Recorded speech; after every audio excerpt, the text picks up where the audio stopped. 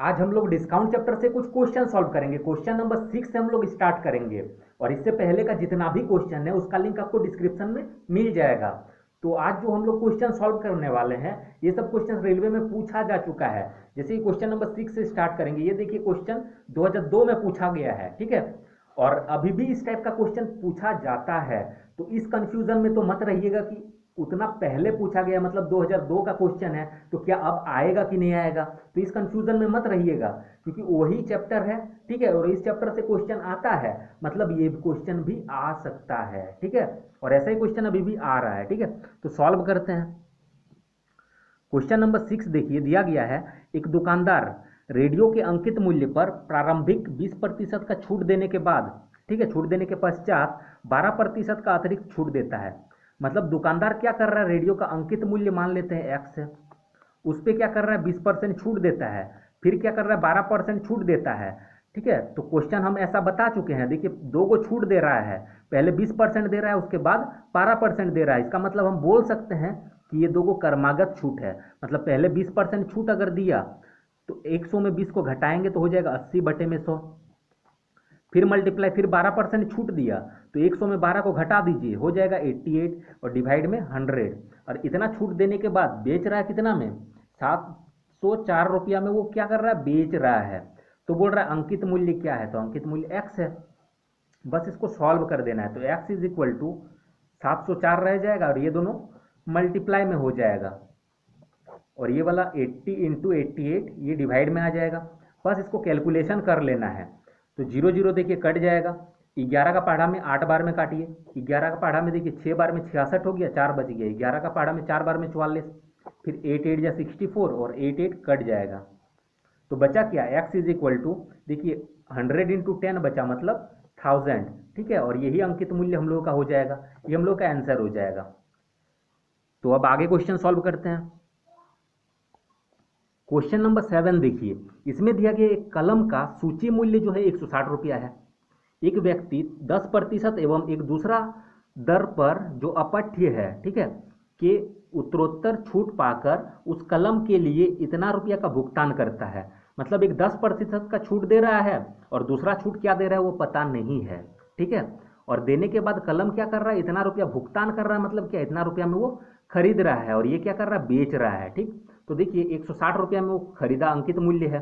सूची मूल्य मतलब क्या है, उसमें अंकित मूल्य या फिर उसका क्रय मूल्य जो समझ लीजिए इतना है। और इसमें क्या कर रहा है, पहला छूट 10% दे रहा है तो 100 में 10 को घटा देंगे तो हो जाएगा 90/100। और दूसरा छूट क्या दे रहा है वो पता नहीं है तो क्या करेंगे हम लोग, दूसरा छूट हम लोग एक्स मान लेंगे तो 100 में एक्स को घटा देंगे।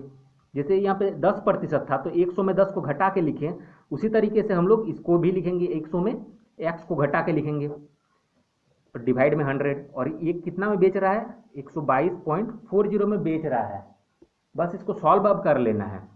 तो देखिए 100 माइनस एक्स यहाँ पे रहने देते हैं और 122.40 जो है अब इसको मल्टीप्लाई में चल जाएगा इधर 100 इंटू 100 और ये डिवाइड में हो जाएगा 90 इंटू 160। पॉइंट हटेगा तो देखिए 2 को 0 आएगा। अब देखिए 3 0, 2 और 1 3 0 कट जाएगा, फिर 1 0 1 0 कट जाएगा। अब इससे काटिए, 9 का टेबल में काटिए, 9 1 जा 9, 3 बच गया, 9 3 जा 27, ठीक है। और फिर बच जाएगा हम लोग का। इस तरीके से हम लोग पूरा इसको कैलकुलेशन कर लेंगे ना। देखिए काटिए, देखिए 9 का टेबल में काटिए, 9 1 जा 9, बचेगा 3, ठीक है। 9 3 जा 27, बचेगा 5, बचेगा 9 6 जा 54 हो जाएगा, 1 0। अब फिर काटिए इसमें 16, मतलब 4 का टेबल में काटिए, 4 4 जा 16, 4 3 जा 12 हो जाएगा, 1 बचेगा, फिर 4 4 जा 16, 1 0, फिर 4 का टेबल में कटेगा, 4 8 जा 32, फिर बचेगा 2, 4 5 जा 20, 85 हम लोग का हुआ। अब हम लोग लिखेंगे 100 minus x is equal to 85। अब minus x is equal to 85 और इधर ये चल जाएगा तो माइनस 100 हो जाएगा। तो minus x is equal to minus 15, इसको घटाएंगे तो 15 आएगा। अब माइनस माइनस कट जाएगा तो एक्स इज इक्वल टू 15। तो हम लोग का दूसरा छूट एक्स ही माने थे जिसका वैल्यू आया 15, मतलब दूसरा छूट कितना होगा, 15%। ये हम लोगों का आंसर हो जाएगा। अब आगे क्वेश्चन सॉल्व करते हैं। क्वेश्चन नंबर 8 सॉल्व करते हैं। इसमें दिया गया है एक दुकानदार किसी वस्तु का मूल्य उसके क्रय मूल्य से 20% अधिक अंकित करता है, ठीक है। मतलब क्रय मूल्य से अंकित कर रहा है कितना, 20% अधिक। तो क्रय मूल्य मानेंगे 100 और अंकित मूल्य क्या कर रहा है 20% अधिक, मतलब 20 बढ़ा के कर रहा है, ठीक है, तो 120 हो जाएगा। अब क्या कर रहा है, यदि वह 312 रुपये के बिल पर इतना रुपया का छूट दे। अब देखिए छूट किस में देता है, छूट हमेशा मार्केट प्राइस में देता है, मतलब ये क्या है अंकित मूल्य है या मार्केट प्राइस बोलिए, मार्केट प्राइस मतलब क्या अंकित मूल्य। अब यहाँ बोल रहा है यदि वह इतना रुपया के बिल पर इतना रुपया छूट देता है, तो छूट हमेशा अंकित मूल्य में ही दिया जाता है, तो अंकित मूल्य इसको मान लीजिए, ठीक है, अंकित मानेंगे नहीं, ये अंकित मूल्य दिया हुआ ही है, तो 312 रुपया क्या है उसका अंकित मूल्य है। और इस पर क्या कर रहा है छूट दे रहा है कितना 31.20 क्या कर रहा है छूट दे रहा है, तो 120 रुपया जो यहाँ पे है इसमें कितना छूट देगा ये हम लोग निकाल लेंगे, तो इतना, और ये डिवाइड में चल जाएगा और ये मल्टीप्लाई में, क्योंकि अंकित मूल्य तो 120 हम लोग माने हैं, ठीक, तो इसका वैल्यू हम लोग निकाल लेंगे कितना होगा, तो पॉइंट हटेगा तो देखिए 2 को 0, ये 2 0 ये 2 0 कट जाएगा, ये पूरा कट जाएगा, तो 120 बराबर क्या आया 12, मतलब 120 के जगह पे क्या करेगा ये 12 रुपया छूट देगा, छूट देने के बाद ये क्या करेगा बेचेगा, ठीक है, छूट दे के क्या करेगा बेचेगा, तो 112 में क्या करेगा 12 रुपया क्या करेगा छूट देगा, तो 120 में से 12 छोड़ देंगे तो बचेगा कितना 108 में ये क्या करेगा बेचेगा, बेचेगा कितना में 108 में, तो 108 में ये जो बेचेगा, खरीदा कितना में 100 में, बेचेगा 108 में, तो कितना फायदा हुआ 8% का लाभ हुआ, ठीक है, ये हम लोग का आंसर होगा। कैसे हो रहा है देखिए 100 में खरीदा 108 में बेचा, तो 8 का लाभ हुआ, कितना में से 100 में से, क्रय मूल्य को हम लोग यहाँ पे लिखते हैं परसेंट में चेंज करने के लिए 100 से गुना करते हैं, ये कट जाएगा तो बचेगा 8%, ठीक है, तो ये डायरेक्टली हम लोग कर सकते हैं, क्योंकि 100 मानेंगे तो यहाँ पे 108 है, इसका मतलब कि 8% का लाभ हुआ, डायरेक्टली कर लेंगे हम लोग, इतना करने का जरूरत नहीं है, ये सिर्फ हम समझाएं। अब आगे क्वेश्चन सॉल्व करेंगे। क्वेश्चन नंबर 9 देखिए, इसमें दिया गया है संदीप ने एक वस्तु अंकित मूल्य पर 20% छूट लेकर खरीदा, ठीक है, तो अंकित मूल्य मान लेते हैं 100, अंकित मूल्य पर वो छूट ले रहा है तो अंकित मूल्य मान ले रहे हैं 100, और उसके बाद क्या कर रहा है वो खरीद रहा है, ठीक है, वो क्या कर रहा है खरीद रहा है अंकित मूल्य पर 20% छूट देकर, तो इसमें 20% छूट मतलब क्या 20 माइनस कर दीजिए, तो 80 में वो क्या किया खरीदा। अब क्या कर रहा है अंकित मूल्य पर 20% लाभ लेकर बेच दा, ठीक है, तो बेच रहा है मतलब सेलिंग प्राइस, ये क्या कर रहा है बेच रहा है, अब किस में बेच रहा है अंकित मूल्य पर 20% लाभ, तो अंकित मूल्य 100 है, इस पर 20% लाभ मतलब कितना 120 में वो क्या कर रहा है बेच रहा है, ठीक, तो बोल रहा है क्रय मूल्य पर उसका प्रतिशत लाभ क्या था, तो क्रय मूल्य कितना था 80 और बेच रहा है कितना में 120 में, खरीदा 80 में और बेच रहा है 120 में, तो कितना का फायदा हुआ, इससे इसको माइनस कर दीजिए होगा 40, मतलब 40 बढ़ा के बेच रहा है, क्रय मूल्य कितना है 80, बस इसको परसेंट में चेंज करने के लिए 100 से मल्टीप्लाई, तो 40 का टेबल में ये 2 बार में, 2 का टेबल में ये 50 बार में, 2 का टेबल में ये क्या होगा 50 बार में कटेगा, तो होगा हम लोगों का 50% आंसर हो जाएगा, और 50% क्या होगा प्रॉफिट होगा, लाभ होगा, ठीक, ये हम लोगों का आंसर हो जाएगा। क्वेश्चन नंबर 10 देखिए, अशोक एक कार उसकी कीमत की 20% छूट पर खरीदता है, अशोक क्या कर रहा है उसकी कीमत पर, कीमत मान लेते हैं 100 है, उस पर 20% छूट पर खरीदता है, तो इसमें 20% अगर छूट होगा तो खरीदेगा वो कितना में 80 में खरीदेगा, 20 छोड़ दीजिए, ये मान लेते हैं उसका मार्केट प्राइस दाम है, ठीक है, छपा हुआ दाम है, उसमें 20% छूट पर वो खरीदता है, और क्या कर रहा है और उसकी कीमत से, तो कीमत इतना था 20% अधिक पर बेचता है, अब ये क्या कर रहा है बेच रहा है इसका 20% अधिक पर, तो 100 है इसका 20% अधिक क्या हो जाएगा 120 पर बेचेगा, तो बोल रहा प्रतिशत लाभ क्या होगा, तो क्वेश्चन नंबर 9 के जैसा ही है, सिर्फ वर्ड को चेंज कर दिया गया है, तो इसीलिए हम बोलते हैं कि क्वेश्चन को रटिए मत, ट्रिक को समझने का कोशिश करिए, क्वेश्चंस को बार बार पढ़िए, एक बार में अगर समझ में नहीं आता है तो 2 बार पढ़िए 3 बार पढ़िए, क्वेश्चन अगर समझ में आ गया तो समझिए आप कुछ सीख रहे हैं, वरना रटते रह जाइएगा कोई फायदा नहीं होगा।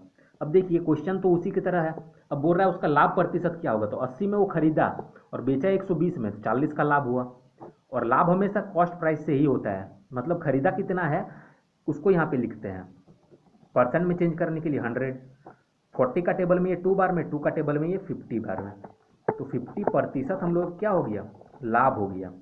अब आगे क्वेश्चन बनाते हैं। क्वेश्चन नंबर 11 देखिए, इसमें बोल रहा है एक व्यक्ति 5% की छूट का फायदा उठाने के बाद, ठीक है, 5% छूट का लाभ उठाने के बाद क्या कर रहा है एक अलमारी के लिए इतना रुपया अदा कर रहा है, मतलब एक अलमारी वो खरीद रहा है और 5% उसको छूट मिल रहा है, डिस्काउंट मिल रहा है, ठीक है, तो 5% डिस्काउंट मिल रहा है, इसका मतलब क्या, वो 95 में खरीदा, और खरीदा कितना में, 1373.70 इतना में खरीदा।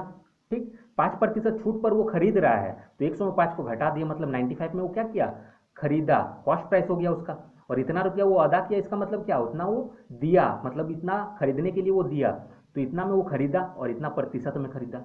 लिख सकते हैं हम लोग इतना बराबर इतना। तो बोल रहा है अलमारी की कीमत है, तो कीमत क्या था, तो 100% था, उसी में से हम लोग ना 100 से 5 घटाए थे, तो अलमारी की कीमत क्या था, 100। बस इसको वैल्यू को हम लोग को निकाल लेना है, मतलब 100 का जो वैल्यू होगा वही हम लोगों का आंसर हो जाएगा। तो इसको उतारेंगे और ये वाला 95 डिवाइड में चल जाता है और ये मल्टीप्लाई में चल जाता है, ये हटेगा तो यहाँ पे 100 होगा, ये कट जाएगा। अब जब इसको हम लोग सॉल्व कर लेंगे, ठीक है, इसको जब हम लोग सॉल्व करेंगे तो हम लोग का आंसर आएगा 1446। ठीक है, मतलब 1446 रुपया में, वो 1446 रुपया क्या था, उसका दाम था, उस पर वो क्या किया, 5% का उसको डिस्काउंट मिला, तो इतना में खरीदा। ठीक, तो क्वेश्चन को समझने का कोशिश करिएगा, तो इतना उसका दाम था, आंसर इतना हो जाएगा। ठीक है, क्वेश्चन नंबर 12 देखिए, कोई थोक विक्रेता, ठीक है, कोई थोक विक्रेता मतलब सोचिए होलसेलर है वो, थोक विक्रेता मतलब क्या होता है, होलसेलर। तो एक थोक विक्रेता है, किसी वस्तु को फुटकर विक्रेता को, फुटकर विक्रेता जो हम लोग दुकान से खरीदते हैं वो सब फुटकर विक्रेता है, मतलब जो छोटा दुकान है वो फुटकर विक्रेता है, वो क्या करता है, बड़ा दुकान से खरीदता है, मतलब जो मतलब ये करता है, ठीक है, जो डीलर है या फिर जो होलसेलर है उससे ये खरीद के लाता है छोटा दुकान वाला, तो ये थोक विक्रेता मतलब होलसेलर, और फुटकर विक्रेता मतलब ये छोटा दुकान वाला, तो ये इससे खरीद के लाता है। क्वेश्चन को समझने का कोशिश करना है।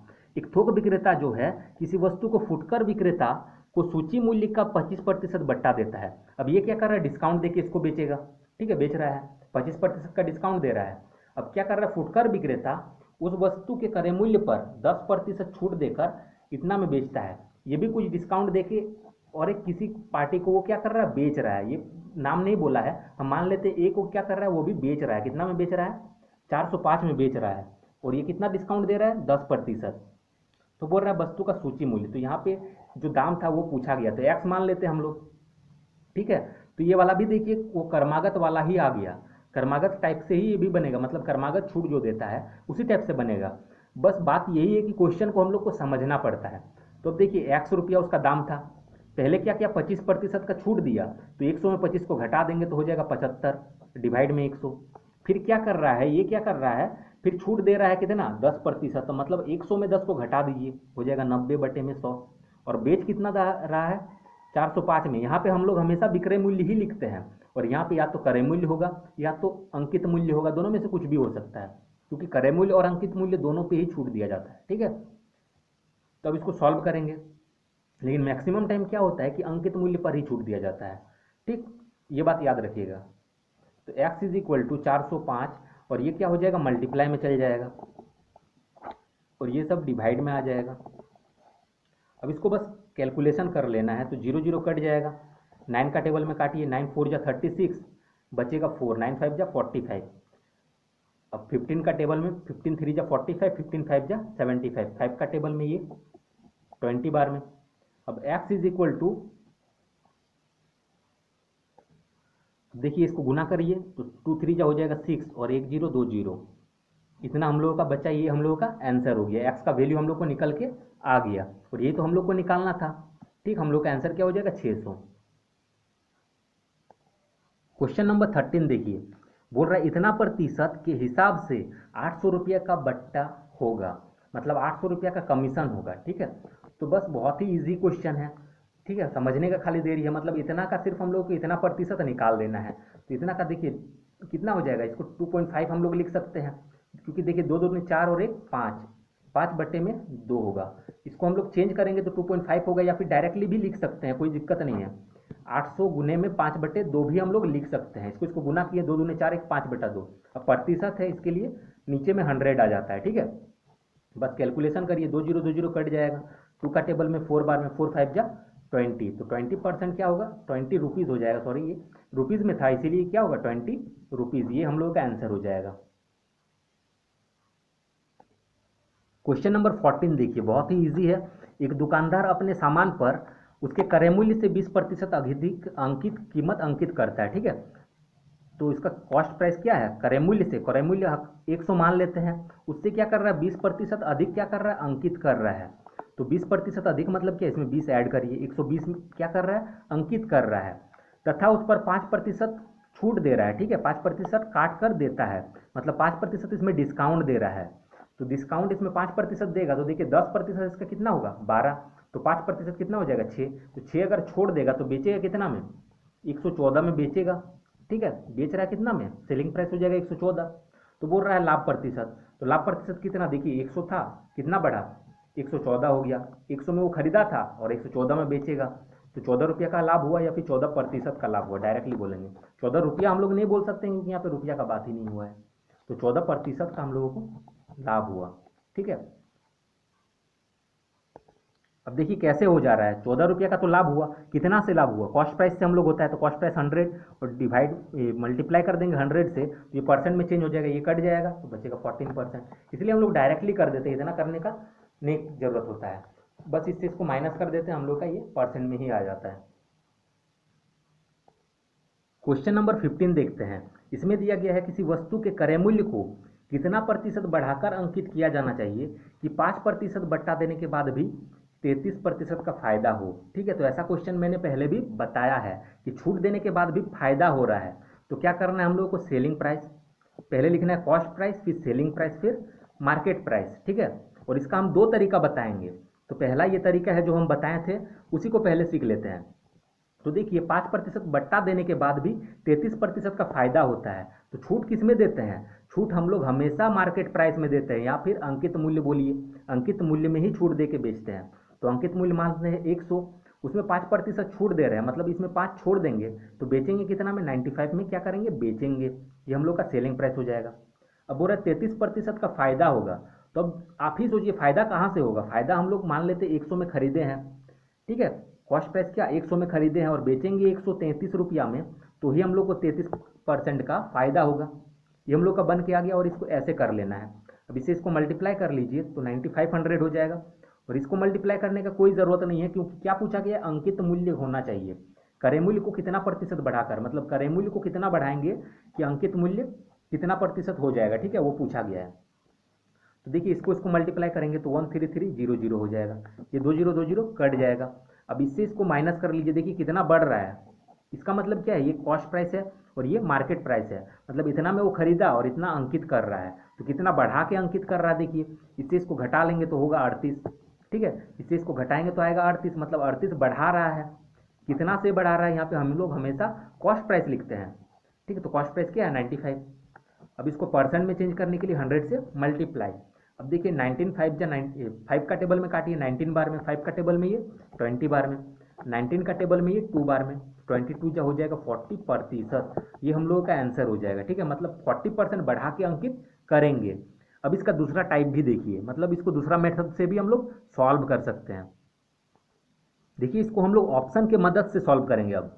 तो देखिए उसका क्या बोला गया, अंकित मूल्य कितना किया जाना चाहिए, तो क्रय मूल्य से कितना प्रतिशत बढ़ाकर किया जाना चाहिए, तो क्रय मूल्य हम लोग मान लेते 100 है, अब अंकित करेंगे क्या करेंगे बढ़ा के, तो ऑप्शन ए मान लेते हैं, तो 40% अगर बढ़ा देंगे तो हो जाएगा 140, ठीक है, 40% अगर बढ़ाएंगे तो 140 हो जाएगा। अब क्या कर रहा है 5% का छूट दे के बेचेंगे, ठीक है, 5% का छूट देने के बाद उसको 33% का फायदा होना चाहिए, तो देखिए इसका 5% कितना हो जाएगा, 10% देखिए निकालते हैं हम लोग, बहुत ईजी है, 10% इसका 14 होगा, 5% कितना होगा 7, तो इसमें से 7 अगर घटा देंगे 133, मतलब बेच रहा है कितना 133 में। अब देखिए 100 में खरीदा 133 में बेच रहा है, 33% का लाभ हो रहा है। हम लोग ऐसे ऑप्शन के मदद से भी फास्ट सॉल्व कर सकते हैं। अगर ऑप्शन के मदद से सॉल्व कर रहे हैं तो ये क्वेश्चन नंबर 14 के जैसे बन गया, ठीक है। तो क्वेश्चन सबको समझने का कोशिश करिएगा। तो ये चैप्टर का क्वेश्चन यहीं तक था, ये चैप्टर हम लोगों का अब कंप्लीट हो गया। अब नेक्स्ट वीडियो में हम लोग कुछ दूसरा नया चैप्टर सीखेंगे। तो जिसको ये वीडियो अच्छा लगा वो वीडियो को लाइक करें, सब्सक्राइब करें, ठीक है, और अपने फ्रेंड्स के साथ शेयर जरूर करें ताकि आपका फ्रेंड्स अब भी कुछ सीख सके नया। Thanks for watching.